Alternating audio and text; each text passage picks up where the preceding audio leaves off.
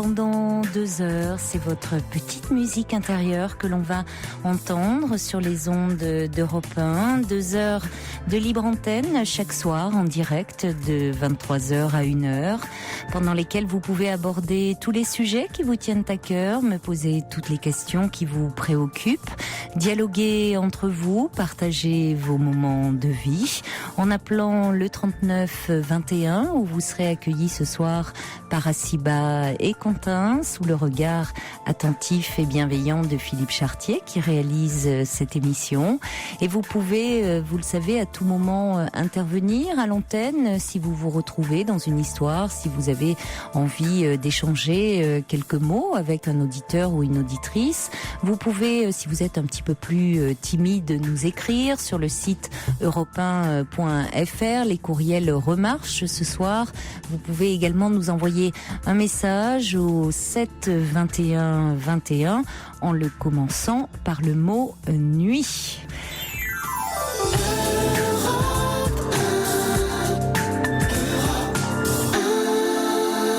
Alors il y a Alexandre justement qui signe mon professeur d'anglais. Vous faites pas de la pub parce que c'est vu mon anglais, mon cher Alexandre. Bon, il vaut mieux que vous restiez anonyme et vous dites vous avez envie de saluer votre ami Lucas puisque vous lui avez fait découvrir votre émission et vous savez qu'il est à l'écoute. Alors toutes mes amitiés à Lucas. Et on va commencer tout de suite avec Sophie, je crois, qui est avec nous. Bonsoir Sophie. Bonsoir. Bonsoir. Moi, en fait, c'est la première fois que je passe à l'antenne. Je vous écoute tout le temps. Et en fait, aujourd'hui, c'est une journée un petit peu particulière pour moi parce que, en fait, mon fils aujourd'hui a 23 ans. Oui. Bon, jusque-là, il n'y a rien d'anormal. C'est une belle journée. C'est une journée anniversaire. C'est une journée anniversaire. Mais en fait, ce qui se passe, c'est que ça me rappelle à deux choses. C'est-à-dire le souvenir de sa naissance il y a 23 ans et également un autre souvenir de solitude, c'est-à-dire que quelque part, ça fait 23 ans que je l'élève toute seule. Vous étiez seule au moment de sa naissance et... Non, j'étais mariée et son papa, c'est Vincent, il avait 9 mois. Il est parti, il avait 9 mois en fait. Et de fait, je n'ai jamais refait ma vie. Je me suis toujours consacrée à lui. En plus, quand il a eu 6 ans, il a eu un AVC. Oui. Donc ça a été encore un petit peu plus dur. Et en fait, je me suis toujours consacrée à lui, tout le temps. Il s'est bien remis de cet accident vasculaire cérébral ? Alors, on va dire qu'il s'en est remis à 99%. Bon, moi, sa propre maman, je sais qu'il y a quelques petits trucs qui font que... Oui, mais enfin, on va dire il s'en est très bien remis alors. Hein. Oui, tout à fait. Il a un travail en CDI, tout. Tout se passe bien pour lui. Là-dessus, il n'y a pas aucun souci, quoi. Mais bon, je veux dire, aujourd'hui, je sais pas. Qu'est-ce qui fait que vous n'avez jamais songé à refaire votre vie ? Si, j'ai songé, mais je sais pas. J'ai toujours culpabilisé par rapport à lui, en fait. Je me suis toujours dit, mais est-ce que si je connais quelqu'un, est-ce que si je ramène quelqu'un, comment il prendra, comment il l'acceptera, et si toutefois ça se passait pas bien, et je me suis toujours posé tout un tas de 1000 questions. Et alors par contre, si j'avais un conseil à dire aux mamans qui sont monoparentales à ce jour, c'est ne pas rester toute seule, parce que moi je m'étais jamais imaginé qu'un jour mon fils partirait. Je m'étais toujours dit, il restera avec moi. Et puis, il travaille depuis 4 ans dans la fonction publique et il a eu l'opportunité au mois de mars 2010 d'avoir un logement de fonction et de fait, il est parti dans son appartement de fonction. Et du jour au lendemain, maman s'est retrouvée toute seule. Et alors là, ça a été Alors, le chaos total. En même temps, Sophie, ça veut dire que vous avez bien réussi votre rôle vous avez bien rempli votre fonction. C'est-à-dire que vous lui avez permis de vous quitter. Alors c'est difficile évidemment à vivre pour vous, mais vous lui avez, il a pu s'autoriser à partir, à vivre sa vie sans craindre au fond de vous abandonner. Et de se dire maman va être totalement désœuvrée sans moi. Alors même si vous ressentez un immense vide, ça veut dire qu'au fond vous avez quand même su ne pas lui faire porter, ne pas lui faire peser cela et qu'il le vive dans une grande culpabilité. Et vous avez raison de dire au fond aux mères qui nous écoutent, qui élèvent seuls leurs enfants, ou aux pères, parce que cela arrive aussi, que la meilleure des choses qui peut leur arriver, c'est de reconstruire leur vie. Parce que déjà, ça montre à leur enfant qu'après une épreuve et une séparation en est une, où effectivement, quand le conjoint s'en va, comme ça s'est passé pour vous, eh bien, on peut se reconstruire, qu'on peut surmonter cela. Et en plus, ça ne met pas l'enfant dans une situation, ce que vous n'avez pas fait, heureusement, et donc c'est là où vous avez réussi votre boulot, si je peux dire, d'une façon un peu familière, mais c'est quand même le cas. Parfois, ça peut mettre l'enfant vraiment en dette, en plus d'une dette de vie, vis-à-vis du parent qui l'élève, de se dire je ne peux pas laisser mon père ou ma mère qui m'a élevé comme ça le quitter, ou en tout cas ça peut l'entraver dans sa vie. Ça peut l'empêcher de se dire bah oui, mon père ou ma mère, je sais au fond qu'il est malheureux. Ceci étant, c'est un enfant qui est très très protecteur vis-à-vis de moi. Il m'appelle 2-3 fois par jour. Des fois pour ne rien dire, pour me dire ça va, ou des choses comme ça. Malgré tout, il est resté quand même très protecteur vis-à-vis de moi. Il ne se passe pas une journée sans qu'il ne m'appelle, quoi. Ça là-dessus, c'est très fusionnel. Mais vous avez développé un lien certainement très tendre et très bon, et en même temps, c'est un lien aussi de fils à sa mère, c'est. Tout à fait, oui. Bon, mais parfois, oui. En plus, il a vécu, c'est vrai que l'année dernière, au 15 août, je venais d'être licenciée au bout de 22 ans d'un grand groupe. Et Vincent est parti, je venais d'être licenciée. J'ai pas voulu en parler à personne parce que j'aime pas trop exposer mes soucis. Donc je me dis toujours, essaye de gérer. Ce qui est arrivé devait arriver, c'est que le jour du 15 août, j'ai fait un infarctus, mais j'ai fait un infarctus je dirais de contrariété. Enfin, je sais pas si c'est comme ça qu'on dit, un infarctus de contrariété, en fait. Qu'est-ce que ça veut dire si vous voulez, c'est pas un infarctus avec les artères bouchées, c'est un infarctus de stress, plus exactement. Oui. Je ne savais pas que ça existait, non, mais visiblement, en fait, j'ai fait un infarctus lié à trop de stress. Et donc, j'avoue que donc les conséquences sont moins graves pour la suite, c'est-à-dire que vous voulez dire... oui, vous dites vos artères ne sont pas bouchées, il n'y a pas de... D'accord. Si ce n'est que j'ai un traitement maintenant à vie et tout ce qui s'ensuit. Mais en plus, c'est mon fils qui m'a emmené à l'hôpital ce jour-là, et je suis partie en hélicoptère d'un hôpital à un autre et tout. Et j'avoue que pour lui, ça a été très très dur. Très très très dur. Mais tout ça pour dire que la contrariété, la solitude, voilà où ça peut amener aussi. Oui. Voilà où ça peut amener. Et c'est pour ça que si j'avais un conseil à donner aux auditeurs et aux auditrices, c'est de ne pas perdurer dans ce cheminement. De s'ouvrir sur le monde, d'essayer de parler, de ne pas s'enfermer dans une solitude. Mais la être et l'isolement est un parce que la solitude il peut y avoir des moments de solitude que l'on choisit, et puis il y a l'isolement, il y a la solitude que l'on subit. Et c'est vrai que c'est un mal terrible. Et là, c'est vrai que ça peut bien sûr aussi engendrer, vous avez raison, des problèmes de santé, parce que le stress, l'angoisse peut engendrer des problèmes de santé évidemment psychique, mais aussi physique. Et puis de toute façon, on n'est pas fait pour être seul, pour vivre seul.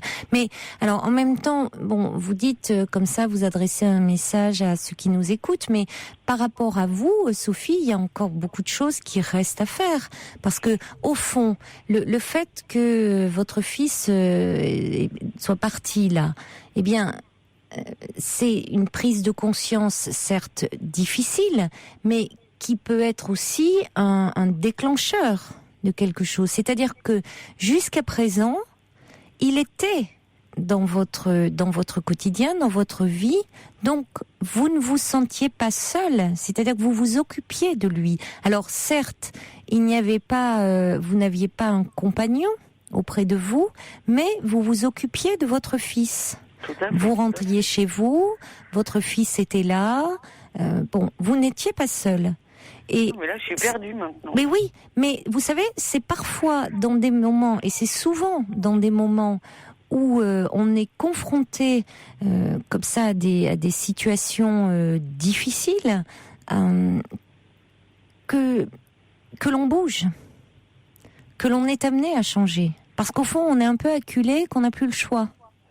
Parce que au fond, votre situation était pas. Je dis pas qu'elle était pas. Oui, mais Sophie, votre situation. Je dis pas qu'elle était pas confortable, mais vous y aviez trouvé une forme d'arrangement avec vous-même. Tout à fait. C'est ce que mon médecin m'a dit quelque part. Avec mon fils, j'étais bien, quoi. En fin de compte, je me suis confortée dans cette situation, ne pensant pas qu'un jour, il allait partir. Voilà. C'est-à-dire que vous ne, voilà, on fait par moment, j'avais mon petit confort. Vous aviez, d'une certaine façon, vous retardiez l'échéance, vous n'y pensiez pas, vous n'envisagiez pas cela. Bon, aujourd'hui, vous êtes confronté à cette réalité-là, mais parfois, c'est pas mal d'être confronté à une réalité, même si elle est difficile, parce que c'est ce qui fait que on n'a plus le choix et que du coup, on est bien obligé d'ouvrir les yeux un peu sur soi-même et d'évoluer, d'avancer. Et je ne sais pas quel âge vous avez, Sophie, mais enfin j'imagine vous avez quoi autour une petite cinquantaine ? Oui, je viens d'avoir 50 ans au mois de juin. Bon, alors, franchement, à 50 ans, il y a encore beaucoup de choses qui restent à vivre, hein ? Oui, mais bon, le problème, c'est que je suis quelqu'un de timide, donc j'ose pas aller dans les soirées, je ne sors pas. Par rapport au témoignage qu'il y a eu hier soir dans votre émission, je me dis, mais Internet, si je m'inscris, est-ce que derrière la toile, il va pas y avoir que des... Comme les parents les futurs beaux-parents de ce jeune homme, des pédophiles ou des serial killers ou des... Bon, des pédophiles, Sophie, c'est bon, avec une petite cinquantaine, ils vont pas vous attaquer. Hein. C'est ça. Je me dis, oh là là, mais qui c'est que je vais trouver derrière la toile ? De tout, Sophie, de tout. Vous allez trouver de tout. Vous allez trouver des gens bien, des gens pas bien. Vous allez trouver un peu, l'Internet, c'est à l'image de la vie. Vous allez trouver des hommes qui vont vouloir une aventure d'un soir, mais comme vous en trouveriez si vous allez dans une soirée, vous allez trouver des gens qui, comme vous, se sentent très seuls, qui ont envie justement de sortir de cette solitude. Vous allez trouver des hommes qui viennent de vivre une séparation, qui sont divorcés, d'autres qui sont veufs, d'autres qui ont envie. Vous allez trouver un peu, vous savez, sur Internet, il y a un peu tout le monde. Je pense que c'est faisable et qu'il ne faut pas avoir d'a priori du tout. Maintenant, c'est la peur, quoi. Maintenant, bon, alors il y a Internet et puis il y a aussi, en fonction de, vous pouvez aussi, il y a cela, il y a aussi, il y a des sites un peu, si vous avez sur les sites de rencontres qui vous font peut-être un peu peur, on a souvent parlé dans cette association, Jeunie, il y a les sites onvasortir.com où c'est plus, si vous voulez, pour des personnes qui justement se sentent un peu seules et qui ont c'est difficile quand on est seul d'envisager des sorties. Sortir seul, c'est pas toujours très marrant. Et du coup, ils organisent des sorties un peu dans toute la France en fonction des centres d'intérêt de chacun. Donc, ça peut être du théâtre, cinéma, des expos, mais du sport, des dîners au resto, enfin, ça dépend. Et il y en a pour tous les budgets. Moi, et j'aime ça bien peut. le sport, je regarde toutes les émissions sportives. Mais plutôt que de regarder la télé, vous voyez, vous pouvez vous inscrire. Et puis, vous pouvez aussi reprendre une activité en fonction de ce que vous aimez, vous inscrire dans un club. Là aussi, ça vous permet de nouer des contacts. Parce que, en fonction de votre centre d'intérêt, c'est aussi une façon de rencontrer des gens qui partagent un peu vos centres d'intérêt. Oui, tout à fait. Et c'est parfois plus facile par le biais, alors déjà en vous inscrivant dans des clubs de sport, ou si vous aimez le sport, ou en allant sur des sites comme ça pas de rencontres forcément pour faire des rencontres amoureuses, mais pour rencontrer des personnes en fonction de vos centres d'intérêt. Vous pouvez sympathiser avec des gens, ça vous constituez un petit réseau. Vous faites des connaissances et finalement c'est ça, au fond, commencez à sortir de votre isolement, vous constituez un petit réseau et petit à petit, à travers ces nouvelles connaissances, vous avez plus de chances de rencontrer quelqu'un. Oui, mais je me dis, en fin de compte, parce que bon, moi, je vous dis, j'ai fait la Coupe du Monde, en tant que volontaire de rugby. Donc j'ai forcément connu plein de gens et tout ça. Oui. Mais j'ose pas raconter que je suis toute seule, tout ça. Je me dis, j'ai rien à dire.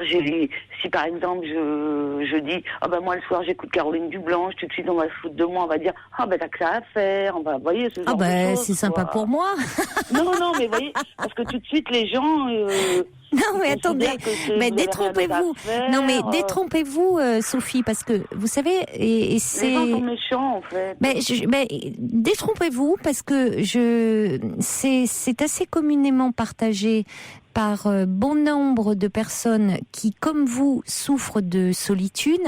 Il y a un sentiment de honte, comme si c'était honteux d'être dans la solitude, alors que vraiment, pour avoir, c'est quand même un thème qui revient assez souvent dans cette émission, parce que forcément, c'est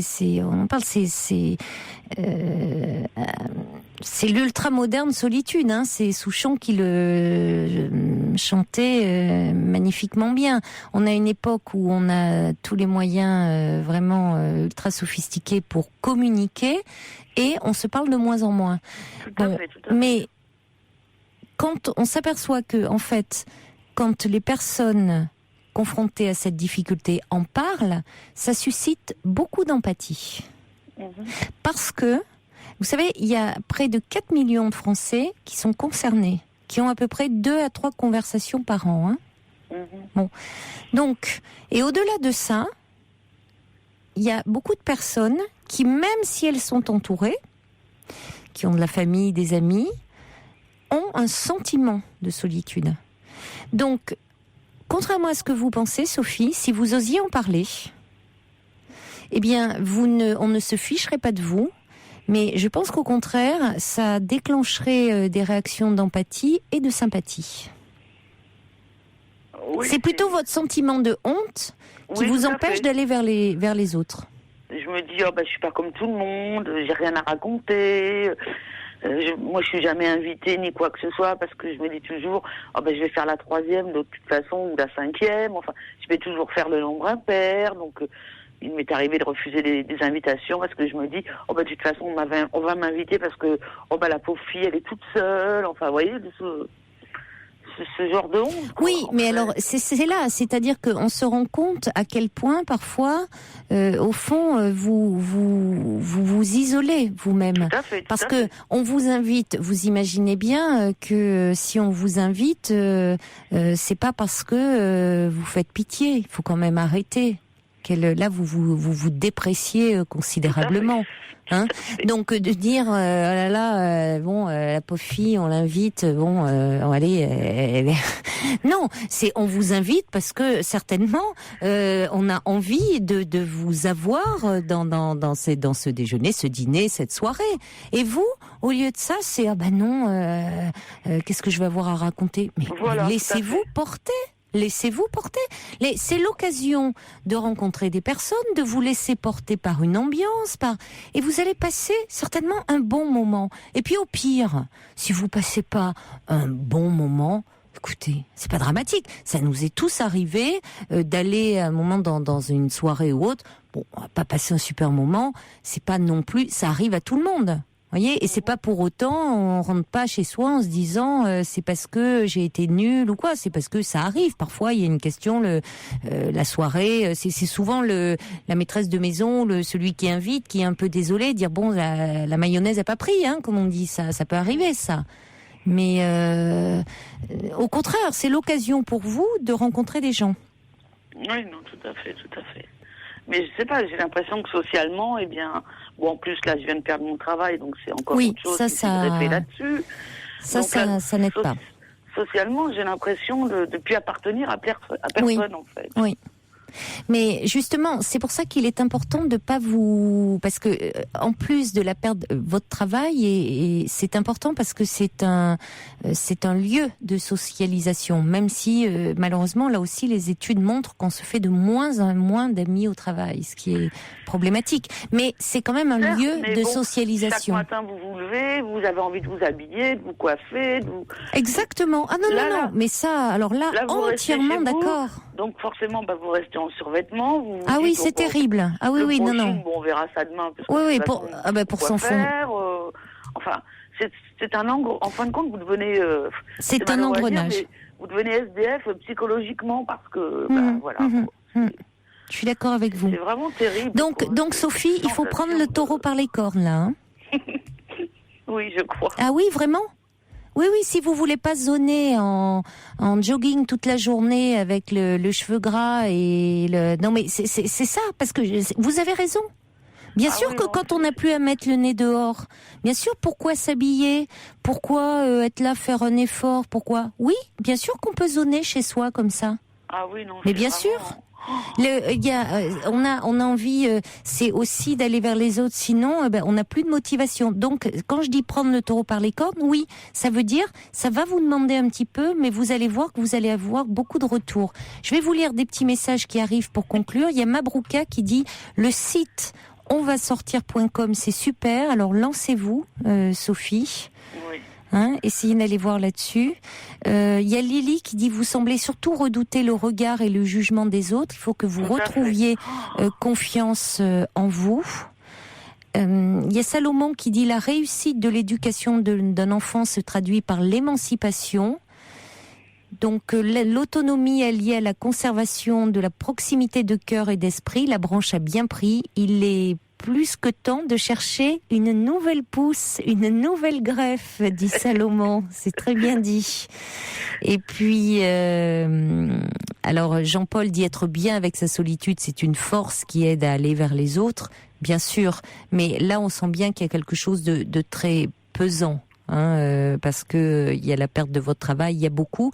Et c'est vrai que même pour des femmes souvent qui sont en couple, au moment où les enfants quittent le nid, comme on dit, c'est une période difficile. Alors vous qui vous êtes consacré exclusivement à votre fils, on comprend que ça soit particulièrement difficile.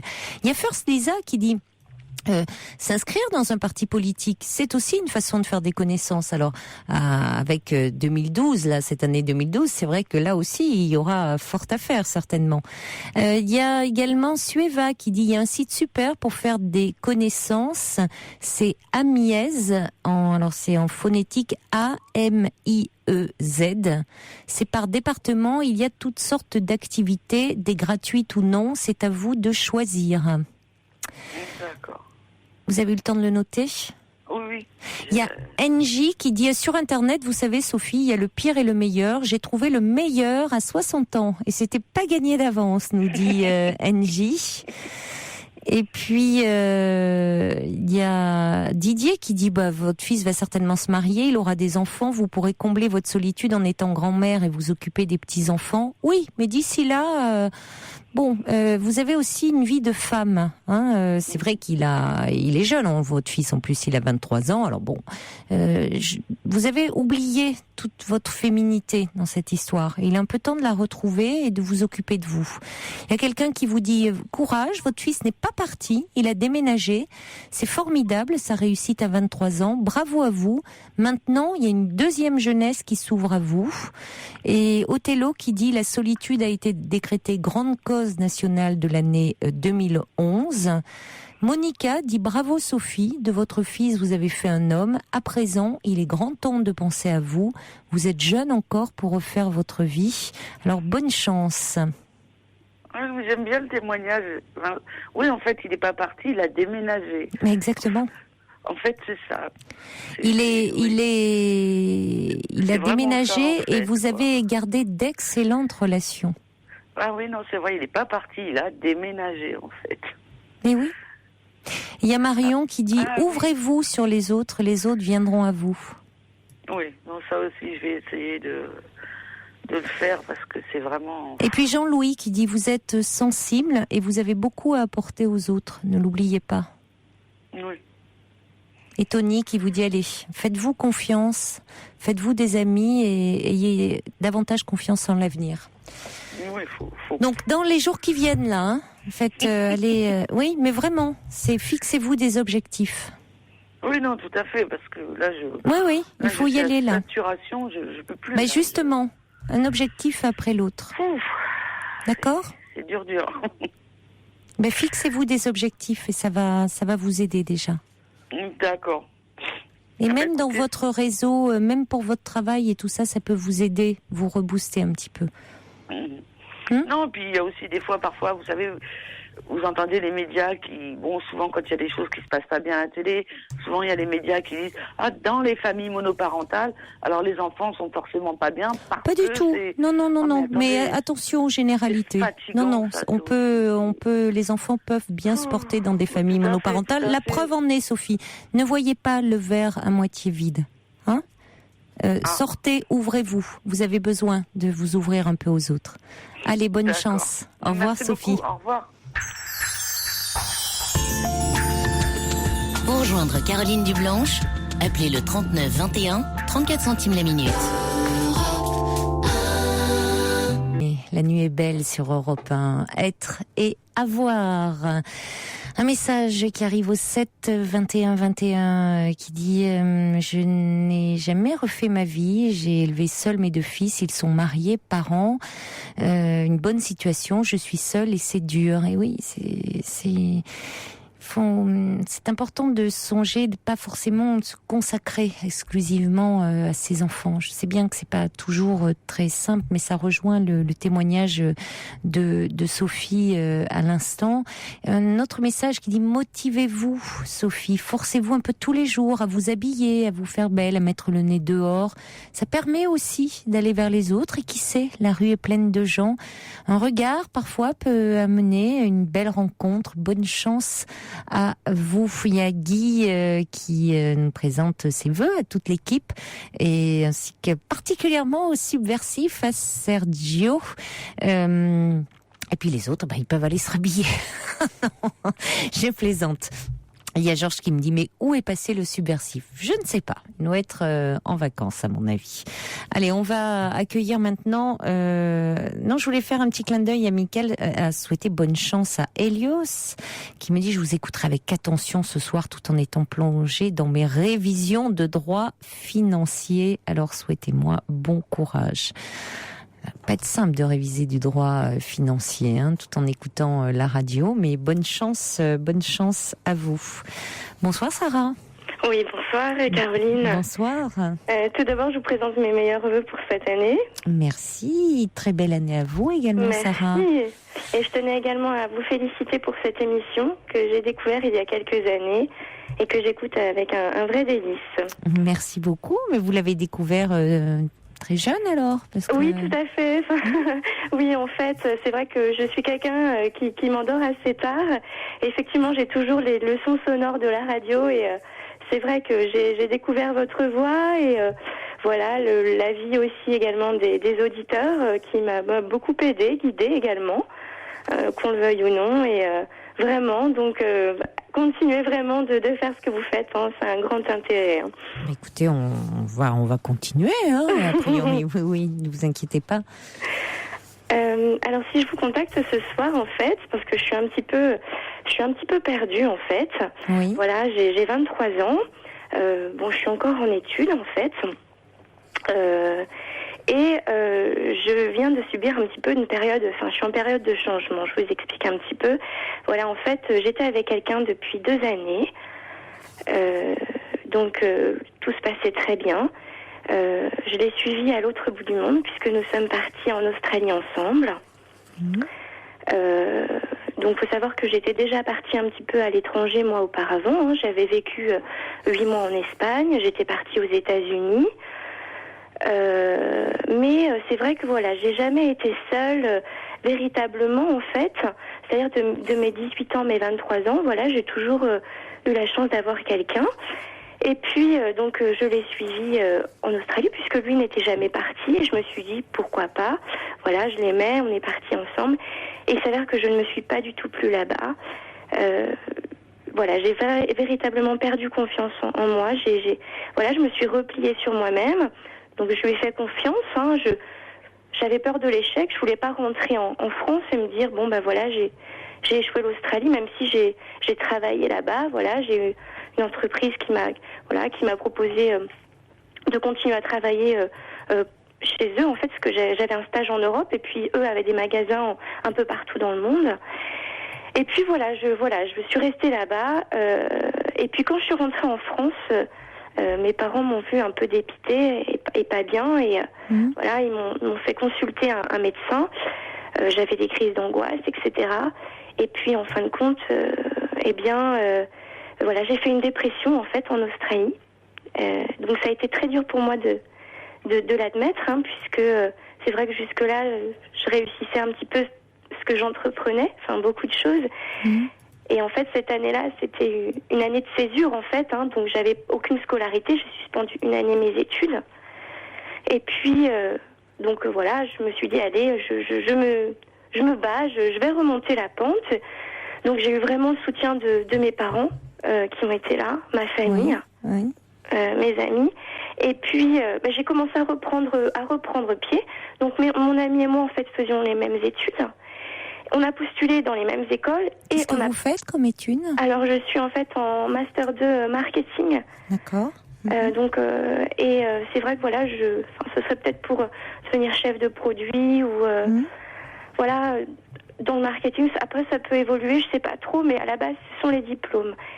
Et puis en fait, lui n'a pas du tout été pris dans les mêmes écoles que moi, et donc en fait, comme il avait pris un petit peu pas le dessus, mais vu que j'avais vraiment perdu confiance en moi, c'est vrai que il me relevait un petit peu la tête en dehors de l'eau, et du coup, il a très très mal vécu le fait que effectivement, moi, je reprenne ma vie, j'ai une indépendance, je réapprenne à connaître des gens, et donc lui a été sur Orléans, moi j'ai été sur Nantes.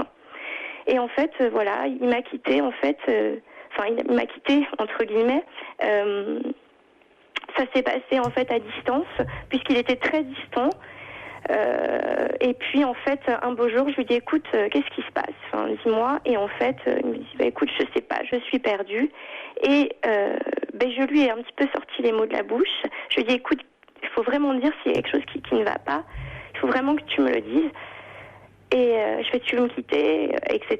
Et puis en fin de compte, voilà, il a sorti un petit peu les mots de la bouche en me disant, voilà, oui, je ne sais pas où j'en suis. Et puis en fait, voilà, la relation s'est arrêtée par téléphone au bout de 2 années. Je ne l'ai jamais revu depuis. En fait, ça fait 2 mois que ça s'est terminé. Et voilà, en fait, je me retrouve en période un peu de reconstruction. Enfin, en fait, faut savoir que la dernière fois que je l'ai vu, on était ensemble, tout se passait très bien. On avait été au cinéma ensemble. 3 semaines avant de me quitter, il m'a offert un bouquet de fleurs. 3 jours avant, il m'avait proposé de passer le réveillon de Noël dans sa famille. Et vraiment, je me suis sentie dépitée, quoi, perdue, parce que je venais à peine de me relever de mon échec, en fait. Et là, voilà, il m'a quittée, donc je me suis dit, allez, j'ai pas le droit de me laisser abattre, hein. J'avais mes partiels et tout, je me suis battue. Et là, voilà, j'ai l'impression qu'en fait, maintenant, là, tout me remonte à la surface, puisque normalement, ça aurait dû faire 2 années là. Et voilà, je me sens, enfin, vous allez me dire, c'est une rupture, mais j'arrive pas à tourner la page pour l'instant, puisque j'ai pas eu cette note finale avec lui. Qu'est-ce que vous appelez une note finale ? Je vais dire une rencontre peut-être où on puisse... Pour moi, la communication, c'est un élément très important, surtout dans un couple. On ne l'est plus, je sais. Mais je veux dire, j'avais encore ces affaires et j'arrive pas à jeter, j'arrive pas à faire le tri. Et tout le monde me dit, enfin, je veux dire, je connais encore son numéro par cœur, etc. Tout le monde me dit, allez, Sarah, relève la tête, c'est pas grave. Mais c'est très difficile. Voilà. Et, oui, mais ça fait combien de temps qu'elle a eu lieu, cette rupture ? 2 mois. 2 mois, hein, c'est ça. C'est normal qu'en 2 mois, ça reste très difficile pour vous, hein, Sarah. Vous pouvez pas en 2 mois relever la tête, comme on vous le dit. Alors en même temps, vos amis ont envie que vous alliez mieux, ça se comprend, mais il faut quand même du temps.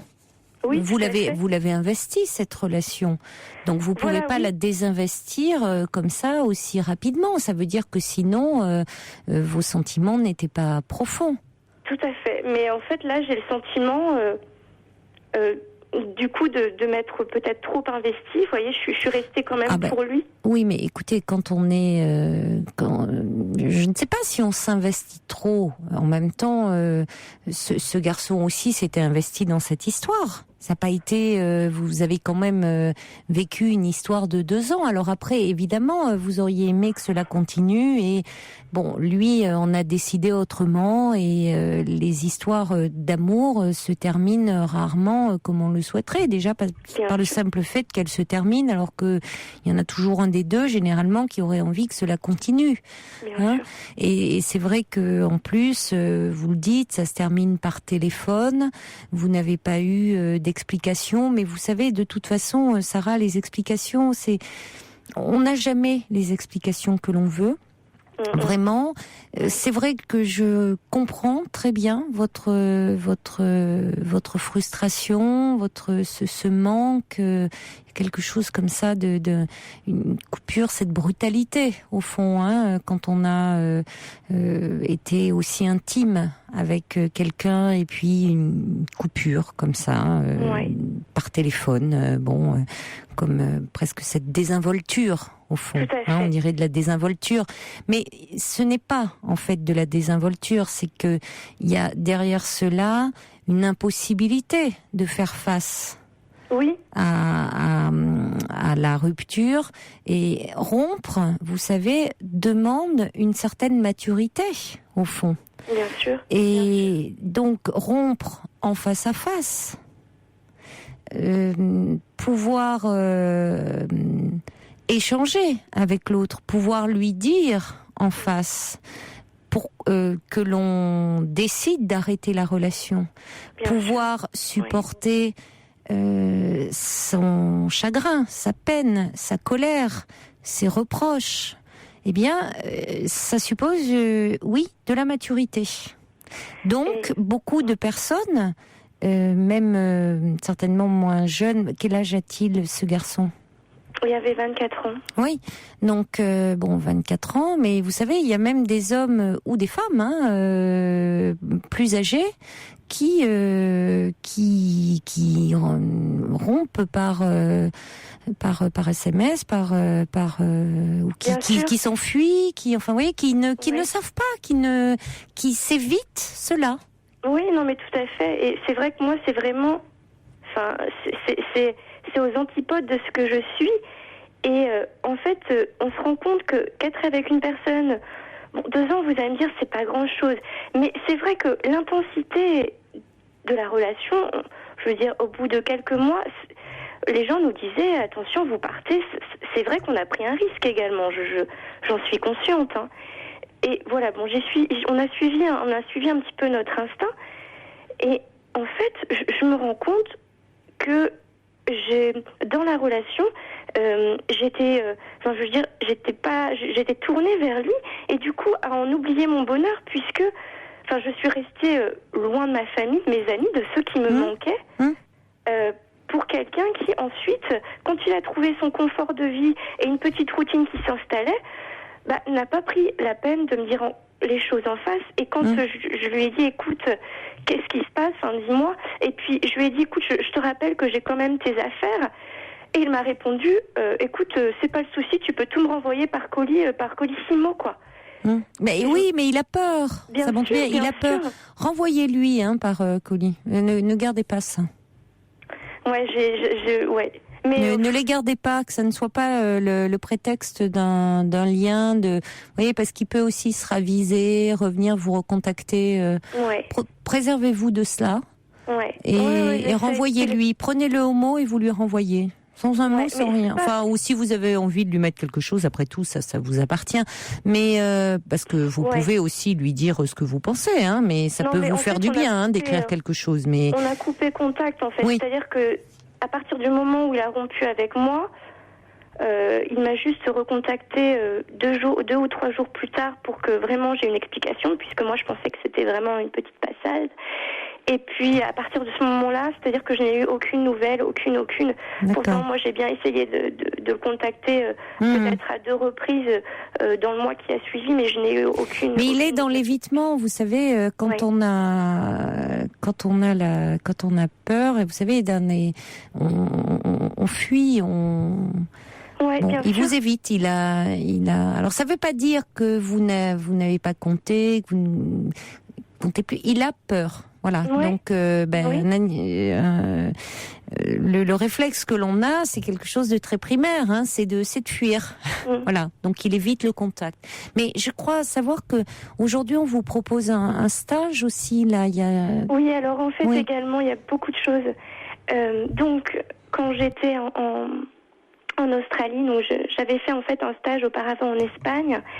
Et en fait, là, très clairement, en fait, on me proposerait à la place en fait, j'ai un stage de 6 mois de fin d'études, et on me proposerait en fait un CDD à la place du stage. Et donc de 6 mois en tant qu'assistant chef de produit. Et en fait, voilà, je suis perdue, c'est-à-dire que j'ai l'envie d'y aller, mais la peur, en fait. Au niveau professionnel, c'est très intéressant parce que voilà, c'est multiculturel. Tout le monde parle. Je veux dire, c'est la langue. On travaille en espagnol, on a également l'anglais, on a des Italiens.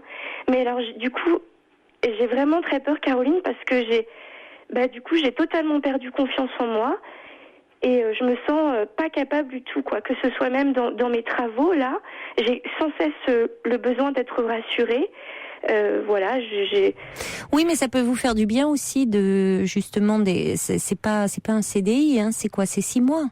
En fait, c'est un CDD, et puis on m'a très clairement dit qu'après il y avait une possibilité d'emploi derrière. Oui, mais vous verrez après, vous n'êtes pas obligé de donner suite. Ça peut être une expérience très enrichissante. Donc, ça peut aussi vous permettre quand même justement de reprendre confiance en vous, d'être dans un autre environnement, de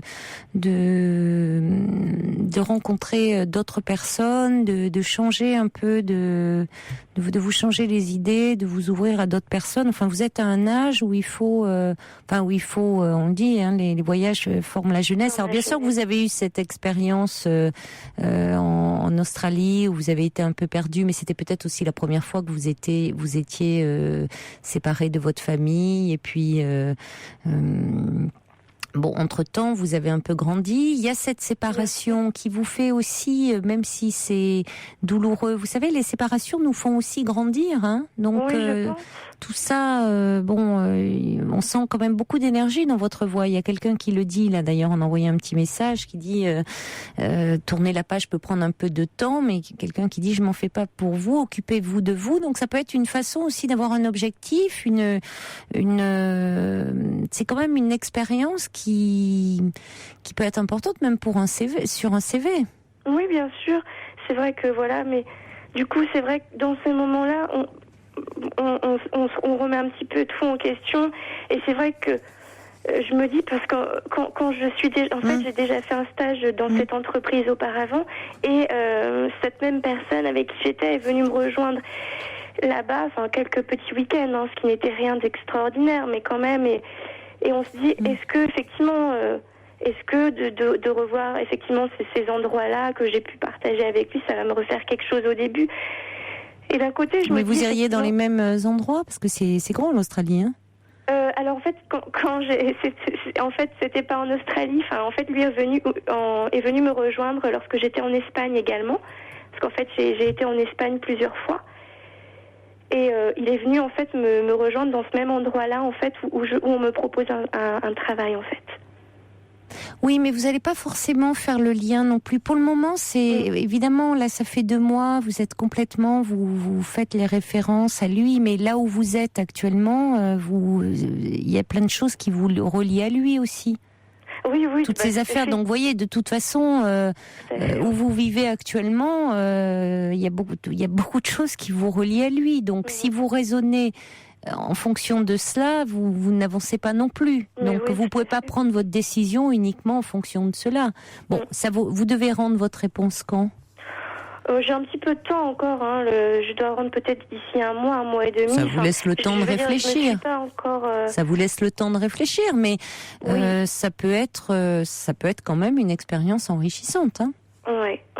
Mais Après, si on vous propose d'autres stages peut-être dans d'autres lieux qui vous conviennent plus. Mais moi, je trouve que vous éloignez un peu de votre famille, de vos amis, vous les retrouverez. Hein. C'est quand même, vous êtes à un âge où on peut faire c'est important quand même de faire des expériences, des découvertes, d'enrichir un peu son horizon. Oui, bien sûr. Et ça peut justement vous amener à être dans une dynamique nouvelle comme ça. Ça va aussi vous aider à vous sortir de cette histoire amoureuse là. Oui, tout à fait. Vraiment. Oui. C'est vrai que l'envie est là encore. C'est vrai que, mais du coup, mes parents et ma famille me disent attention, Sarah, on t'a récupéré vraiment pas bien en revenant d'Australie. Est-ce que tu crois que si tu vas en Espagne... Oui, enfin, l'Espagne, c'est pas l'Australie, hein. Voilà. L'Espagne, franchement, autant l'Australie, c'est quand même, effectivement, pour revenir, c'est quand même plus compliqué, 1 heure de vol et autres. L'Espagne, c'est la porte à côté, hein. Bien sûr, ouais, c'est ça, c'est ce que je me dis. Autant, l'Australie, je comprends que c'est beaucoup plus loin, mais franchement, l'Espagne, et puis c'est génial. Enfin, je dis pas que l'Australie est pas bien, mais enfin, c'est quand même très festif et tout. C'est quand même une ambiance. Je sais pas où vous iriez en Espagne, mais. J'irai à Barcelone. Oh là là, Barcelone, en plus. Franchement, j'aime beaucoup aussi. Franchement, à Barcelone, il y a une super ambiance. C'est une ville très jeune. Enfin, écoutez, c'est quand même une superbe expérience, hein. Ouais, ça vaut le coup, hein. Il y a Patricia qui dit ça va vous permettre de souffler, de prendre un nouveau départ. Bonne chance, vous allez réussir. On espère, mais c'est moi, je pense.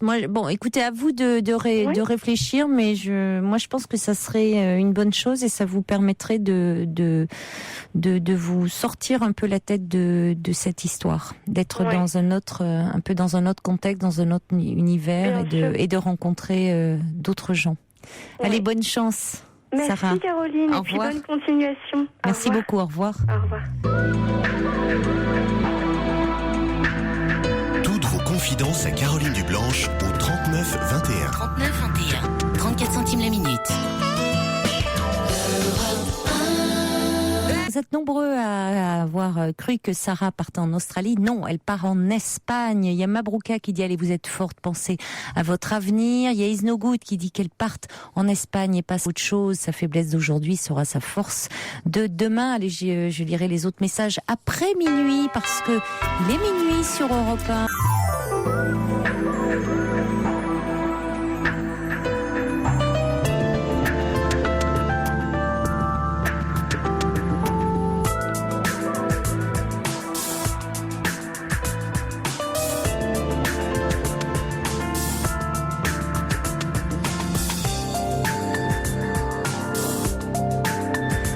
Deuxième heure de votre libre antenne, toujours en direct, bien entendu, sur Europe 1, avec vos témoignages au 39 21 et toutes vos réactions par SMS au 7 21 21 en commençant votre message par le mot nuit, ainsi que vos courriels sur le site europe1.fr. Des courriels justement qui arrivent suite au témoignage de Sophie qui nous parlait de sa grande solitude suite au départ de son fils de 23 ans, fils qu'elle a élevé seule.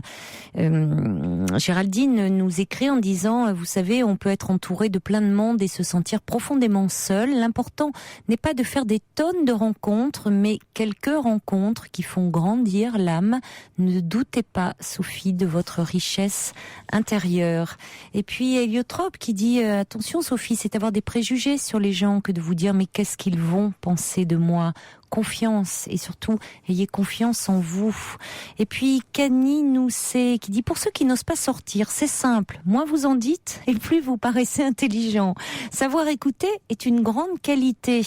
En principe, les autres aiment qu'on les écoute et au cours d'un repas, ça permet de manger tranquille. Ça, c'est très bien vu. Il y a Fonzi qui dit, j'ai 23 ans également. J'ai peur de devoir partir de chez ma mère et de la laisser seule. Mais vu mon succès avec les filles, ça ne risque pas, dit Fonzi. Valérie du Pas-de-Calais qui dit, la solitude, comme le chantait Beko, ça n'existe pas. Vous avez déjà fait le bon choix en téléphonant à Caroline. Vous pouvez en parler. Grâce à l'émission, nous avons la possibilité d'être écoutés et compris. Donc, elle dit, voilà, c'est un premier pas. Maintenant, à vous de faire le suivant. Le Trublion dit, allez, demain, donc aujourd'hui, c'est officiellement l'épiphanie. Mais ici, nous l'avons fêté dimanche et pour la 12e année consécutive. C'est Moumoun qui a eu la fève. Vous ne trichez pas un peu, mon cher Trublion. Alors, le roi Georges n'a qu'à bien se tenir face à sa majesté Moumoun. Et puis, par rapport à Sarah et les affaires de son ex-petite amie, quelqu'un dit, allez, vous n'avez qu'à demander à une copine de venir vous aider à emballer et lui envoyer ses affaires. Ça va désacraliser les reliques. Vous ne manquez pas d'humour. Tony qui dit, vous êtes encore sous le choc de cette séparation, ça déstabilise, mais il faut maintenant penser à votre avenir, reprendre confiance en vous. Courage. Des messages également pour Sarah, quelqu'un qui dit, le devoir le plus impérieux, c'est de garder le fil de l'émerveillement et de retrouver le chemin de l'espoir. À propos justement des affaires de l'ex-petite amie, quelqu'un dit, renvoyez-lui ses affaires en colissimo, vous en avez trop sur le cœur, écrivez-lui, peut-être que ça vous aidera à vous sentir mieux et à vous alléger l'âme. Il y a également, attendez, Eridan qui dit, vous dites que vous êtes perdu en Australie. J'ai surtout l'impression qu'en fait, vous en êtes revenu adulte. Je dirais même que c'est votre évolution qui a poussé votre compagnon à rompre. Je pense qu'il s'est senti dépassé par vous. Et à propos d'Australie, il y a le roi Georges qui dit, alors notre ami Fifi, notre grand voyageur, est-il déjà allé en Australie voir les mangeuses de kangourous? Non. Pas encore, ça sera peut-être son prochain voyage. Et puis à propos du subversif, Sergio me dit, peut-être que l'ami le subversif est reclus dans un donjon, une plume à la main, rédigeant le grimoire tant attendu, le subversif pour les nuls. Peut-être qu'il s'est retiré comme ça, dans une solitude choisie, celle-là, et que pour 2011, nous aurons ce fameux grimoire. Nous allons maintenant accueillir Martine. Bonsoir Martine. Bonsoir Caroline. Bonsoir. Merci mille fois de m'accueillir. J'ai vraiment besoin de vous en fait. Je ne sais pas trop. En fait, c'est à propos de ma fille. Oui. L'histoire dure depuis 8 ans. Ça fait 8 ans que je vais de souci en souci. En fait, elle n'a pas accepté la séparation avec mon mari, de son frère qui est brillant. Et elle va d'échec en échec depuis 8 ans, en fait, d'échec en échec. Elle ne se présente pas à ses examens, ne s'est pas présentée le matin du bac, elle ne se présente pas au permis de conduire, elle ne se présente à rien, en fait. Oui. Elle m'évite. Il y a 8 ans, elle a décidé de faire une alternance avec son papa. 8 ans, c'était votre séparation avec son père. Il y a 10 ans. Je suis divorcée depuis 10 ans, mais pendant 2 ans, je suis restée seule à les garder tous les 3. Et j'ai fait un petit AVC. Et là, il est revenu au bout de 2 ans. Et en fait, là, ma fille a demandé à retourner chez son père. Pour moi, c'était un cataclysme terrible. Ça a été l'horreur absolue. J'ai pas compris. C'était terrible. Et puis depuis ça va pas bien. Donc pour elle, pour sa vie, ce qui m'inquiète en fait, bon, ce ne sont pas tous ces échecs consécutifs, mais on ne se parle pas beaucoup. Enfin, toutes les semaines, je lui envoie un message. Je ne veux pas rompre le lien. Oui, vous avez elle refuse raison. le dialogue depuis toujours. Et puis là, ce matin, puisqu'elle n'a pas passé les fêtes, parce que moi, contrairement à la dame de tout à l'heure, j'ai refait ma vie. Oui. Mais je me culpabilise, voilà, parce que je me dis qu'en fait, je ne sais pas si c'était très bien. J'ai l'impression que ma fille, je ne sais pas si c'est à cause de ça ou pas, je ne sais pas. Mais elle a refusé de passer les fêtes. Elle refuse toujours de passer les fêtes avec nous. Et je l'ai vue ce matin. Je suis allée la voir ce matin. Et ce matin, finalement, quand elle est montée dans ma voiture, elle a hurlé, crié. Elle avait vu son frère. Donc son frère a fait Polytechnique. Oui. Il a parfaitement réussi. Et elle était très en colère. Elle criait. Elle était très, très, très en colère. Elle criait beaucoup. Oui. Et puis d'un seul coup, elle s'est tue, elle s'est mise à pleurer, et puis elle m'a dit, oui, maman, je suis pas en phase avec mon corps et ma tête, Oui. je vais pas, et elle m'a vraiment fait peur. Ça fait peut-être 2 ans, mais j'ai cru qu'elle me provoquait, en fait. Elle m'a dit qu'elle avait des relations donc avec des jeunes filles. Oui. Bon, ma foi,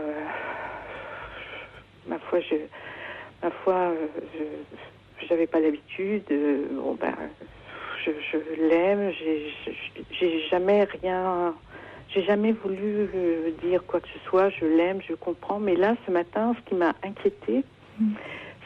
inquiétée, c'est, je l'ai senti comme à bout de quelque chose, quoi, comme au bout de quelque chose, quoi, où elle me disait, j'en peux plus de la vie, j'en peux plus.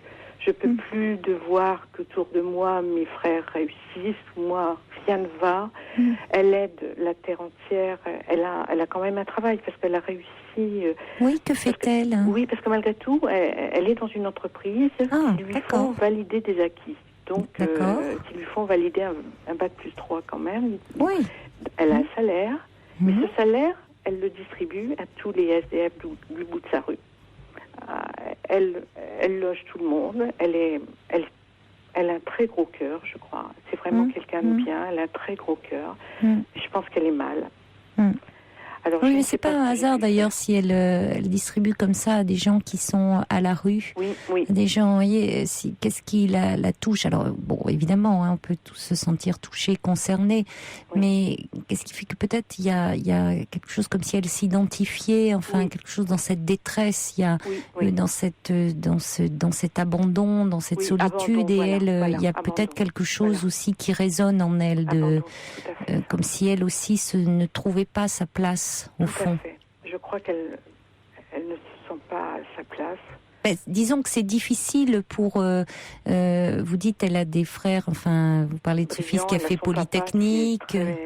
Très brillant aussi. Oui, et elle qui... C'est pas tant qu'elle échoue, au fond, c'est qu'elle ne se présente même pas. Non. Donc, elle ne se donne pas, elle se met en situation d'échec. Mais elle ne se présente pas, donc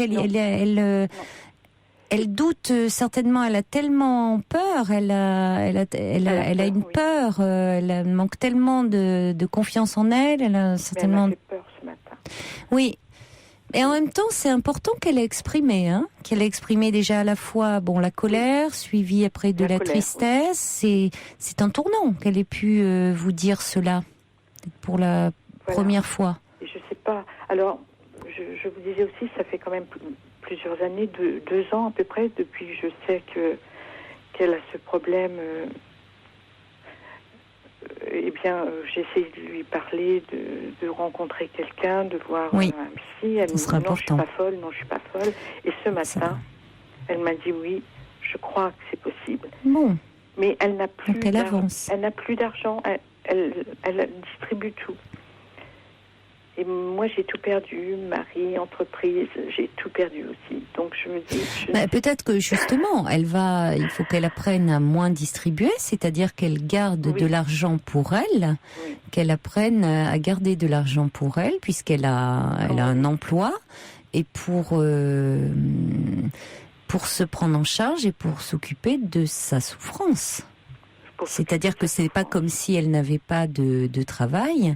Elle peut, la faire une démarche. C'est-à-dire que ce matin, elle a pu entendre que c'est important qu'elle aille parler à quelqu'un de cette souffrance qui l'habite.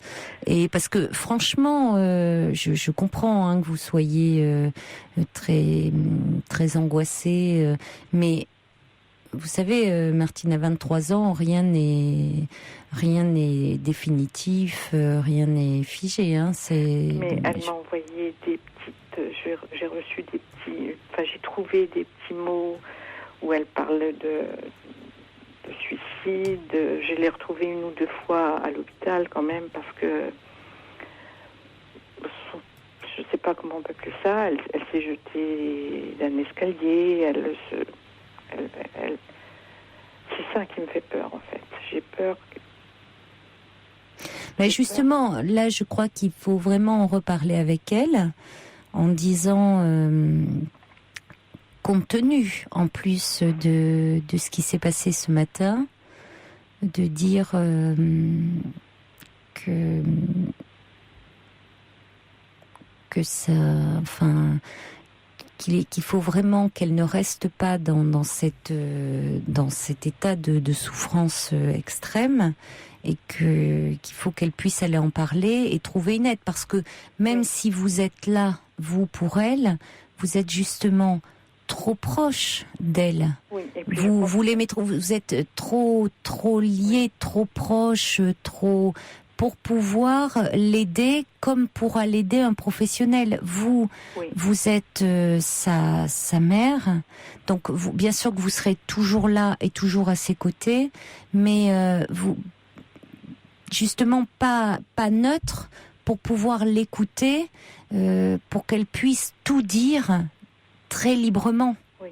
Parce que c'est là où vous pouvez lui dire qu'avec un thérapeute, elle pourra parler très librement de tout ce qu'elle a besoin de dire, c'est-à-dire à la fois et sa colère et sa peine, ce qu'on ne peut pas faire avec ses parents.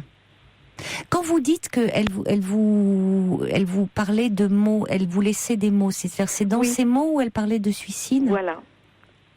Et puis des mots très très durs, des mots envers moi en fait. Elle m'en voulait très très fort. Je crois que à la séparation d'avec son papa, en fait, elle m'en a beaucoup voulu parce que je ne me suis pas battue. Enfin, je me suis effondrée, en fait.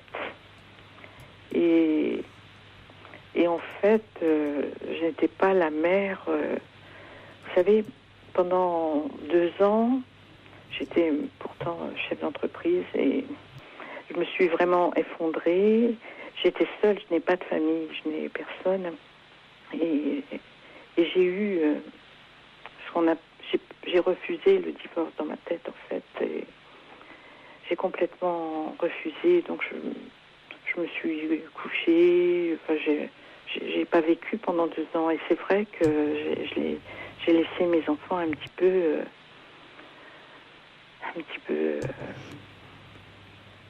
comme ça, quoi. J'ai l'impression qu'elle...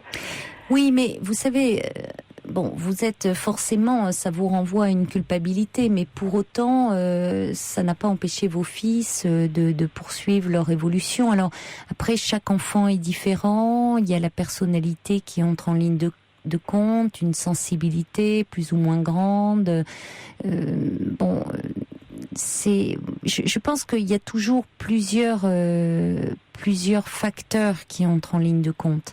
Et la séparation à elle seule ne peut pas expliquer l'état de grande souffrance dans lequel se trouve votre fille aujourd'hui, Martine. Je pense que... Mais évidemment, elle a besoin de... à la limite, elle exprime de la colère, elle vous renvoie certaines choses. Bon, elle vous dit aussi que elle ne se sent pas en phase entre son corps et sa tête. Alors ça m'inquiète aussi, parce que je serais incapable de verbaliser ce soir ce qu'elle m'a dit, mais c'est vrai que quelque part, je suis effrayée, quoi. Je suis effrayée. Mais effrayée, elle se pose peut-être des questions autour de son identité, mais vous savez, elle est à un âge aussi où, elle peut aussi... on sent bien que c'est une jeune femme qui est en complet questionnement sur elle-même, oui, voilà, à tout niveau. Toujours, voilà. Oui, à tout niveau. Oui. Donc, ça peut aussi passer sur le plan de son identité sexuelle. Voilà. Et là encore... Terrible. Non, c'est pas forcément terrible, parce que là encore, rien n'est arrêté, rien n'est figé. Elle peut être dans un questionnement identitaire par rapport, si vous voulez, si à un moment elle a pu être dans un rejet par rapport à une certaine image de vous en tant que mère. Elle a pu aussi vouloir se construire, s'identifier à une image plus masculine et plus proche de son père. Donc tout ça, vous savez, ça participe aussi de sa construction. Donc tout ça peut être travaillé aussi en thérapie.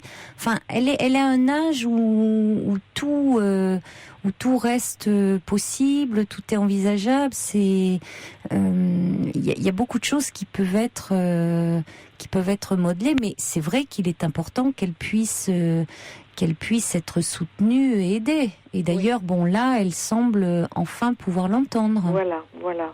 Donc c'est au contraire, il y a quelque chose finalement dans ce moment un peu paroxystique là de crise qui a émergé. Ce matin, oui. Et comme le dit Coco là qui envoie un message, c'est qu'au fond, elle s'est sentie en confiance. Elle a pu en parler. Alors sur le moment, c'est la colère qui a prédominé, mais souvent dans ces moments comme ça de colère, il y a des choses qui sortent et qui avaient besoin d'être dites et il vaut mieux ça, si vous voulez, que le non-dit et que les choses où il y a du passage à l'acte, où il y a du passage à l'acte, parce que justement rien ne peut être verbalisé. Parce qu'elle m'a fait vraiment peur, en fait. Elle m'a fait peur. Je comprends que ça soit Je n'ai pas osé en parler à mes fils, à mes garçons. J'ai pas osé en parler. Quelle relation a-t-elle avec ses frères? Alors, avec mon fils aîné, alors lui, il est profondément gentil, mais comme tous il a 25 ans seulement, lui, oui. Malgré tout. Mais il était un enfant précoce et il est quand même... il n'a pensé qu'à travailler, lui, en fait. D'accord. Ce qui fait qu'au niveau relationnel, il est très distant de tout le monde, quand même. Vous voyez ? D'accord. Oui, donc il a beaucoup compensé, il s'est un peu enfermé dans ses études. Mais par contre, il aime beaucoup sa sœur, il essaie de tout faire pour sa sœur, mais elle ne se rend pas du tout compte. quand il est venu à Noël, il essaie vraiment de faire tout pour elle, mais elle a... Alors, le mot, ce que je lui ai dit ce matin, quand elle a crié pour lui comme ça, je lui ai dit, mais... J'ai dit un mot peut-être malheureux, j'ai dit, mais il ne faut pas être jalouse, en fait.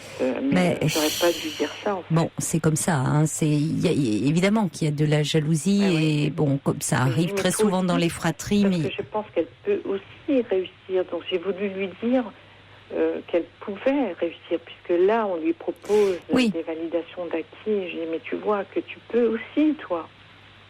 Oui, mais vous l'avez repris. Vous avez repris après en disant, voilà, vous avez repris en disant, toi aussi, tu as beaucoup de valeurs, de qualités. Puis peut-être, vous pouvez lui dire, vous en reparlerez avec elle, dire à quel point vous tenez à elle. Oui. Et à quel point sa vie est précieuse, à quel point vous l'aimez et que vous tenez à elle. Je l'ai fait là, Noël, parce qu'en fait, je vous appelle en dernière cour, mais ça fait des semaines, et je sais plus vers qui me tourner, en fait. Mais vous avez bien réagi ce matin, parce que voyez, elle a pu vous dire tout ça, et vous avez été là, vous l'avez écouté, vous n'avez pas... elle vous a quand même parlé de choses très intimes, hein, et vous avez... Mais par contre, cet après-midi, j'ai essayé de la rappeler pour lui donner le nom d'un psy. Elle a été à nouveau fermée, en fait. Bon, laissez-la un petit peu. C'est peut-être un petit peu... Peut-être que c'est pas à vous de lui donner le nom. Ah. Peut-être que c'est elle qui fera la... peut-être qu'elle veut le choisir. Ah. Oui. C'est peut-être bien que ce soit elle qui le choisisse. Oui. À ce moment-là, vous pouvez lui dire si elle a... Elle peut craindre, si vous voulez, qu'il y ait des interférences.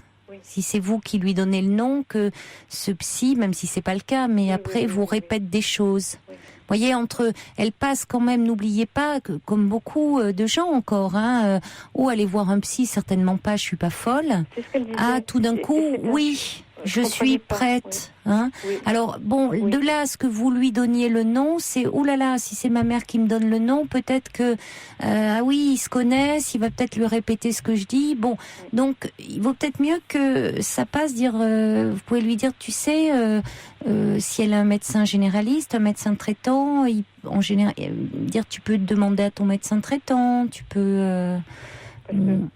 Elle m'a dit aussi ce matin, elle me dit, mais tu sais, maman, j'ai l'impression d'être une extraterrestre. Je me dis, mais attends... Mais vous pouvez lui dire que quand on est mal, on a toujours l'impression d'être comme ça, différent des autres quand on souffre, et que finalement, on est tous singuliers. Et que quand on souffre, c'est vrai qu'on se sent toujours très différent, et que c'est important aussi, c'est cette différence, ça va être aussi sa force au final. Est-ce que je peux peut-être lui écrire, parce que... Oui, si vous vous sentez plus à l'aise dans l'écriture, oui. Je ne sais pas, parce que en fait, je ne communique jamais. Elle refuse de me parler. C'est oui, non. Ce matin, c'est très exceptionnel, en fait. Donc, je n'imagine pas que ça puisse se reproduire. Mais peut-être vous pouvez lui mettre, sans trop rentrer dans... Vous voyez, mais peut-être lui mettre un petit mot comme ça, quelque chose d'assez tendre, enfin en disant à quel point, à quel point elle compte pour vous, à quel point sa vie est importante, et à quel point, justement parce que vous êtes, vous l'aimez, que vous êtes proche, vous ne pouvez pas l'aider à avancer, à progresser comme elle pourrait le faire auprès d'un professionnel, dont c'est le métier, parce qu'il aura la distance nécessaire que ne peuvent pas avoir les parents, mais que bien sûr que vous serez toujours là pour elle. Et son père dans tout ça ? Alors, oui. Voilà. Parce que c'est peut-être important quand même qu'il soit au courant, c'est même... Mais voilà, je sais pas, alors, je sais pas quoi faire, parce que... c'est quand même important qu'il sache à quel point sa fille va mal. Alors, il y a plusieurs années, donc, son papa a une place importante, et où il aide beaucoup de monde.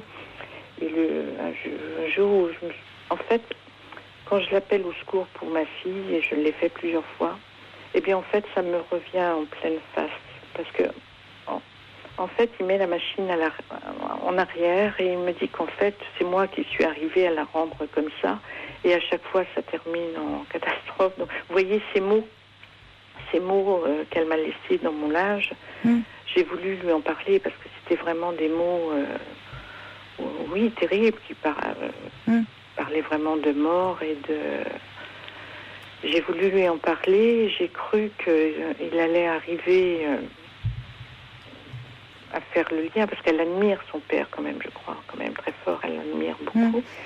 Et je me suis dit, elle va faire le lien, il va faire le lien. Et en fait, non, c'était l'envers. Ça revient en boomerang, ça vous revient en boomerang. Bon, alors dans ces cas-là, il vaut mieux... à encore regarder tes papiers.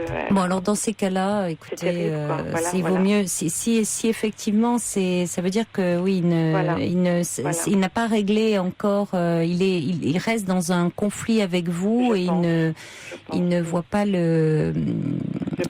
la difficulté de votre fille, fille à tous les deux, il est toujours à régler des comptes avec vous. Voilà. Bon, écoutez, donc centrez-vous sur votre fille. Voilà. Mais comme dit Cathy, si vous lui écrivez, il ne s'agit pas de lui montrer votre inquiétude. Hein. Ah, oui. C'est pas de ça. C'est-à-dire bon, là vous m'en parlez, c'est important. Peut-être que vous puissiez avoir un lieu pour en parler, éventuellement, si vous vous sentez un peu à un moment donné dépassé. Mais il s'agit pas que dans votre mot, il faut qu'il y ait quelque chose de. Vous lui parlez de votre tendresse, de votre amour, de votre affection, mais que dans ce mot, il y ait quelque chose de très positif, dans le fait qu'elle vous a parlé. Oui. Dans le fait qu'elle vous a parlé dans cet échange et que finalement qu'il y ait de la confiance, que l'avenir est ouvert, qu'il y a de la confiance et dans tout l'espoir que vous placez dans toutes les ressources qu'elle a en elle, toutes les qualités qu'elle a en elle et qu'elle ne voit pas. Voilà. Quand vous dites finalement toute cette sensibilité, toutes ces capacités qu'elle a, et que finalement dont qu'elle ne soupçonne pas et qu'elle ne voit pas. Vous voyez, c'est tout ça. C'est-à-dire, il ne faut pas que votre mot transpire l'inquiétude. C'est ça. D'accord. Il y a Eridan d'ailleurs qui dit votre fille semble pour le moment perdue dans une forêt épaisse, c'est apparemment son monde intérieur, elle est en train de chercher quelque chose tout au fond d'elle-même, il faut rester à l'orée du bois mais ne pas y rentrer et penser à vous, c'est-à-dire mais pas faire transparaître votre propre malaise. Et First Lisa qui dit oui, c'est une jeune femme à fleur de peau. Bon. Et Lisa qui dit je souhaite de tout cœur qu'elle s'en sorte, mais avec l'aide de quelqu'un, elle va s'en sortir. Il faut simplement qu'elle puisse aller comme ça à la recherche de tout ça, qu'elle élabore un peu tout ça. Et comme dit Jean-Paul, trouver pourquoi elle s'est autant dévalorisée. Vous pourrez nous rappeler pour nous donner de ces nouvelles. Et merci mille fois de votre gentillesse. Et je ne vous connais pas depuis longtemps, mais je vous écoute tous les jours maintenant. Merci de votre gentillesse et merci à tous les auditeurs. C'est vraiment un moment agréable. Merci Martine. Merci. À bientôt. Merci infiniment. Au revoir. Beaucoup. Au revoir. Bonsoir Laurence. Bonsoir. Je vous écoute Laurence. Alors en fait, j'écoute depuis plusieurs semaines votre émission, mais bon... Bien sûr, il y a des choses qui m'interpellent dans ce que vous dites, puisque moi je suis psychothérapeute, donc j'écoute des fois les conseils que vous donnez, et moi je voulais faire part d'une situation que j'ai vécue, et comme quoi les gens qui sont dans cette prostitution sont pas toujours les mieux placés pour être aidés ou pour s'aider même soi-même. Et je ne sais pas, à vrai dire, comment on peut sortir d'une telle situation, à vrai dire. Moi, j'ai perdu mon père, donc il y a maintenant 3 ans. Donc ça a été un véritable effondrement dont je pense que je me remettrai jamais. Et donc à partir de là, bien sûr, on essaye après 3 ans quand même, non pas de se reconstruire parce que je pense que c'est très difficile, Alors, je vais surtout pas employer le travail de deuil parce que c'est vraiment quelque chose pour moi qui m'est insupportable à entendre parce que ce travail de deuil dont on parle souvent dans les milieux psy, qui peut être de 2 ans, de 3 ans, je veux dire, ça ne correspond pour moi absolument à rien. On évite de donner des durées. Parce que, la souffrance est là et puis que c'est peut-être essayer de redonner un sens à sa vie en employant le mot de Boris Cyrulnik, la résilience après un traumatisme. Hein. Mais voilà, donc moi personnellement, je me pose la question de savoir comment les gens, enfin, toute situation bien sûr est différente, mais comment peut-on continuer à vivre quand on a vécu de telles choses. Alors en sachant malheureusement que les circonstances ont été très très difficiles. Mon père est rentré, je dirais, il était malade, mais conscient, tout à fait conscient, avec des médecins qui nous ont dit on va le remonter. Et quand j'emploie le mot euthanasie, avec toute la conscience de ce que ce mot veut dire, parce que c'est exactement ce qui s'est passé. Voilà. Alors, est-ce que effectivement les circonstances dramatiques de ce décès font que après on peut plus du tout remonter, comme je le disais, remonter la pente. Mais voilà, donc je voulais faire part de cette situation parce que je pense qu'il y a d'autres gens qui vivent ça.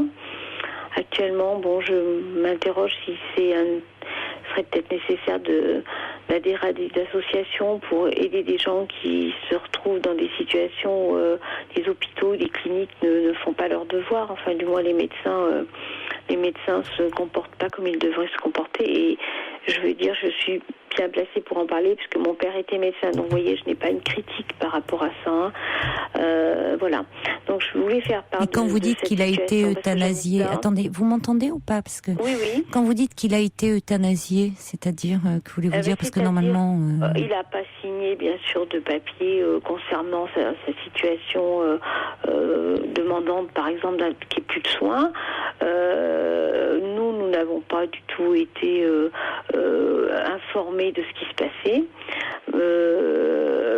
Le médecin l'a reçu, si on peut dire ça, voilà, et il a été mis pratiquement de suite sous morphine, et puis le schéma classique, on tombe dans le coma, et puis voilà, et la personne, elle fait une embolie pulmonaire, et comme elle a d'autres pathologies, on laisse faire, quoi, voilà. Oui, mais c'est que malheureusement, il n'y avait plus, c'est qu'il arrivait à un moment où on ne pouvait plus évidemment guérir, mais où il était arrivé au stade ultime de sa vie. On ne met pas les gens comme ça à des doses de morphine. On ne fait pas. Vous voyez, quand les médecins font ce geste-là, c'est en général que c'est aussi si la morphine est utilisée pour soulager des souffrances. Tout à fait.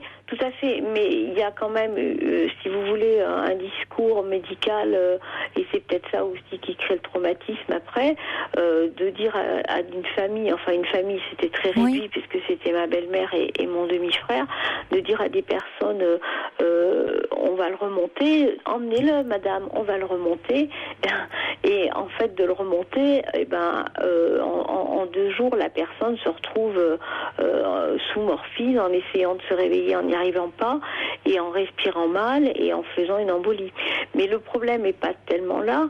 Il est important. C'est important parce que visiblement vous pensiez que donc vous n'aviez pas dans l'esprit que votre père était arrivé au bout de sa vie. Puisque vous dites que vous aviez un discours des médecins. Attendez. Vous dites que vous étiez. Je l'ai su en 8 jours, en fait. Je l'ai su en 8 jours, alors que j'étais présente tout le temps. On était tout le temps ensemble. On n'avait pas une relation fusionnelle, on avait une relation tout à fait normale, je dirais, entre un père et une fille très proche, c'est vrai. Mais je n'étais pas du tout au courant qu'il avait cette maladie. Et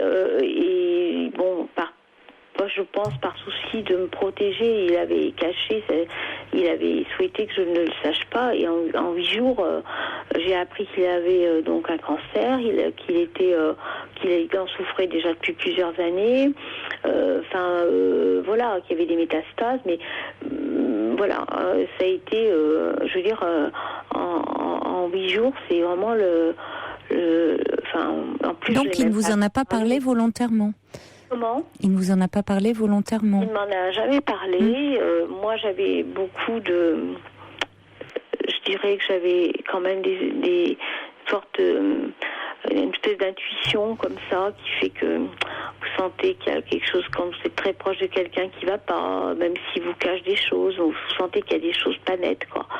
Mais après, bon, en parler à la personne, c'est toujours délicat dans la mesure où je sentais que tout ce qui touchait sa santé était quelque chose de l'ordre de la souffrance. Donc,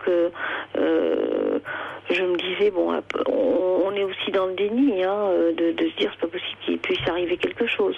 Bon. Si, effectivement, en une semaine, vous apprenez que votre père a un cancer et qu'il décède, oui, c'est extrêmement brutal. C'est brutal, d'autant plus que je l'ai même pas su par lui, je l'ai su par quelqu'un qui était venu le voir, qui à l'extérieur, enfin soi-disant un ami, qui m'a dit mais ah bon, mais t'es pas au courant que ton père a un cancer? Mais moi ça fait bien longtemps que je le sais, et puis il a des métastases, de toute façon tu sais, à bout d'un moment il y en a partout, donc ça a été... et pourquoi votre père vous protégeait autant? Pourquoi? Parce que je ne sais pas, quel âge avez-vous? Quel âge avez-vous, Laurence? J'ai 52 ans. Oui. Je pense qu'il me protégeait parce qu'il savait qu'on avait une relation extrêmement proche et il ne voulait pas faire souffrir ses enfants.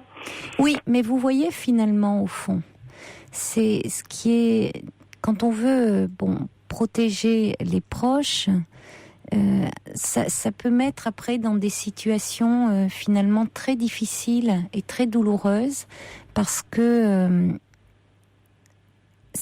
il n'y a pas cet accompagnement, alors qui est difficile, hein, bien sûr, dans ces maladies longues, parce qu'en général, dans les cancers, d'ailleurs, on parle encore de longues maladies, mais il y a un temps, il y a un temps psychique. On ne se prépare jamais à la perte d'un être cher, mais quand même, il y a un temps psychique, et il y a un temps où on peut peut-être se parler.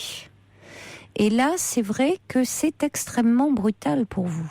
Vous apprenez, en l'espace d'une semaine, tout est concentré, que votre père a un cancer, que ce cancer est métastasé, et, eh bien, il est plus là. Votre père meurt. Effectivement, 3 ans après, vous êtes toujours presque dans un état de sidération. Hein, on entend, vous n'arrivez pas à intégrer la disparition de votre père. Et je vois quelqu'un que je voyais déjà avant, parce que les psychothérapeutes, vous savez, doivent faire toujours un travail quand même en thérapie avec quelqu'un. C'est préférable. Hein, donc, voilà, donc fortement recommandé. Et on tourne en rond, et c'est quelqu'un qui est quand même assez exceptionnel. Mais voilà, on tourne en rond parce que il n'a pas de réponse. Et qu'effectivement, moi, je peux pas non plus, si vous voulez, incriminer mon père d'avoir voulu me protéger. La seule chose, c'est que je me pose la question, mais comment peut-on, à un moment donné, sortir d'une telle situation, sinon de devenir fou, quoi? Parce que c'est une telle souffrance, à un moment donné, dans le quotidien, hein, même en travaillant... je vais dire en se levant le matin, en se couchant le soir, en faisant tout ce qui... Moi, j'ai laissé mon travail, je suis partie à 550 km de mon domicile. J'ai essayé de fuir, quoi. Et je me suis rendu compte que c'était encore pire. Au point que je suis revenue là où j'habitais, ce qui est pas mieux d'ailleurs, parce que en fait, ça ravive plein de choses. Mais en plus, il y a tellement d'éléments, si vous voulez, d'injustice, parce que il a quand même été... on m'a tenu beaucoup à l'écart, hein, ça c'est clair. Mais bon, mon demi-frère, mon frère a fait un procès. Voilà, donc il y a eu une expertise et il n'y a eu aucune reconnaissance à un moment donné qu'il y avait une erreur quand même. Oui, mais je crois le problème, il y a beaucoup de colère. Mais moi, dans ce qu'on entend, malheureusement, je ne sais pas, il y a quand même un cancer métastasé, peut-être aussi quelqu'un qui est arrivé au bout de sa vie. Oui, sauf que, vous savez, depuis 3 ans, moi, je me suis énormément documentée sur ce qui pouvait être fait. Évidemment, j'ai regardé le site d'Anne-Laurence Fitter et de Bernard Giraudot sur la Maison du Cancer. Je l'ai même eu au téléphone. Oui, mais vous cherchez des réponses à tout prix, mais ça ne ramènera pas votre père. Et non. Finalement, vous êtes rentré avec l'idée, effectivement, que votre père était en bonne santé. Or, votre père, me dites-vous, avait été malade et se savait malade depuis un moment et suivait certainement un traitement, mais d'un cancer métastasé et où les médecins ne sont quand même, je ne dis pas, bien sûr que les médecins peuvent, comme tout un chacun, commettre des erreurs. Enfin, quand on administre de la morphine à quelqu'un, c'est généralement pour apaiser, pour atténuer des souffrances. Alors, là où je suis d'accord avec vous, c'est vrai qu'on en parle à la personne quand elle est dans son état de conscience et à la famille. Ça, voilà, c'est vrai. C'est ce qui s'appelle un conseil de famille, c'est-à-dire on doit réunir les gens. La famille, les proches, pour expliquer la situation, ce qui n'a même pas été. Oui, mais vous, est-ce que vous étiez à même d'entendre? Parce que là, aujourd'hui encore, je dis pas, mais on sent, il y a tellement de colère en vous. C'est ça le problème. Tant qu'il y aura cette colère en vous, est-ce que vous allez pouvoir... C'est ça, vous allez... sais pas si d'autres personnes comme moi, enfin, il y aura peut-être des témoignages, ont pu vivre ça, mais on peut pas être autrement que dans la colère. Mais oui, mais vous n'allez pas avancer. Vous allez en confiance quelque part, et votre père, la personne que vous aimez plus au monde, moi c'était le cas, elle ressort les pieds devant. Mais qu'est-ce qui l'a tué? C'est quand même sa maladie aussi. C'est quand même un peu énorme, hein. Oui, mais Laurence, qu'est-ce qui a tué votre père? C'est pas sa maladie? Mais il a été, non, parce qu'il il serait pas mort de son cancer généralisé, vous pensez? Il n'est pas mort des métastases. Ah bon? Il a fait une embolie. Oui, mais c'est pas des conséquences. C'est pas des conséquences, vous savez, c'est justement ça. Pardon? Vous pensez pas que ce sont des conséquences? Ah, mais c'est possible, mais de toute façon, toute personne qui rentre dans un hôpital, dans une clinique, doit être soignée. C'est quand même... moi, mon père a exercé sa médecine pendant 40 ou 50 années de sa vie. Je veux dire, je l'ai toujours vu prendre les gens dans la voiture, se battre, les emmener à Paris s'il fallait pour les soigner. Je l'ai jamais vu dire on baisse les bras, on le laisse claquer comme il parlait. Voilà. Donc, je veux dire, c'est aberrant que on puisse... Est-ce que vous savez, au fond, ce qu'avait demandé votre père? Puisque la question peut-être à se poser, je ne sais pas, mais au fond, votre père, pour vous protéger, n'avait pas parlé de sa maladie, de son cancer. Au fond, est-ce qu'il n'y avait pas, entre lui et l'équipe soignante, un accord tacite? Selon son évolution, selon là où il en était, peut-être il demandait au médecin. Vous voyez, je ne sais pas, c'est une question qui peut se poser. Alors, je ne sais pas s'il y a d'autres personnes en France qui ont pu être confrontées à ça. Je ne sais pas si c'est parce qu'on est en province, mais nous, on n'avait plus personne. C'est-à-dire qu'à un moment donné, moi, quand j'ai su, je pensais que dans les protocoles, dans ce genre de maladie, il y avait un cancérologue attitré, il n'y avait personne. Voilà. Il n'y avait pas un oncologue qui s'occupait de votre père. Personne, parce qu'il n'y avait pas de place, parce que on l'a envoyé dans une autre clinique pour faire de la radiothérapie. Il n'y avait plus de place sur Clermont-Ferrand. Enfin, oui, donc vous avez manqué d'un interlocuteur précis. Épouvantable, hein. Vous avez manqué d'un interlocuteur précis. Il n'y avait plus d'interlocuteur, au point que moi je le connaissais. Oui, donc ça n'a pas contribué à vous apaiser. Non, mais je pense que peut-être que parce que j'espère pour vous que si. J'espère pour vous que si, parce que tant que vous allez rester dans cette dimension-là, parce que au final, quand même, votre père, de toute façon, d'après quel âge avait votre père Il avait passé 75 ans, donc on peut considérer qu'il... Non, mais il était encore pas très âgé. Mais compte tenu de son état et compte tenu, à un moment, il allait certainement, c'était au devant de grandes souffrances. Donc on peut penser que mais si vous voulez, il faudrait vous maintenant que vous arriviez à trouver une forme d'apaisement, et j'espère qu'à travers votre thérapie, le fait d'en parler, parce que là, c'est vrai que sinon, vous dites, vous restez dans une souffrance au quotidien qui est assez invivable pour vous. Invivable. L'apaisement, enfin, je ne sais pas s'il y a d'autres personnes qui ont vécu ça. Vraiment, certainement. Je souhaite qu'il y en ait peu, mais je pense que l'apaisement, il peut arriver. Alors, si on peut parler d'apaisement, parce que je pense que l'absence, enfin moi j'ai entendu, vous voyez, Albert Dupontel qui parlait de la mort de son père, et on peut pas, quoi, et à un moment donné on peut pas surmonter son chagrin, et le temps ne fait rien, contrairement à ce qu'on peut penser. Non, mais je crois qu'on peut pas généraliser, on ne peut pas généraliser, il y a vraiment le temps, quoi qu'on en dise quand même, fait, il y a différents deuils, le deuil d'un enfant fait partie des deuils les plus terribles. Et là, je crois qu'effectivement, le temps ne fait rien. Il y a différentes sortes de deuils. Je crois que dans les deuils les plus effroyables, les deuils d'un enfant, ce sont les deuils les plus terribles. Maintenant, je crois, attention de ne pas dire... On parle de travail psychique de deuil. Il y a véritablement un travail psychique qui se fait. Et il y a des accompagnements à faire. Bon, il y a un très bon film qui a été fait sur ce sujet, c'est L'Arbre. J'ai plus le nom de la réalisatrice, mais c'est un film magnifique avec Charlotte Gainsbourg à propos de cela. Il est plus dans les salles, mais il est peut-être disponible en vidéo. Bon courage. En tout cas, on aura peut-être des réactions sur ce sujet. On arrive à la fin de l'émission. Bon courage à vous, Laurence. Au revoir. Merci à Hélène. Le titre du film L'Arbre, c'est effectivement Julie Bertuccelli. Merci beaucoup, Hélène.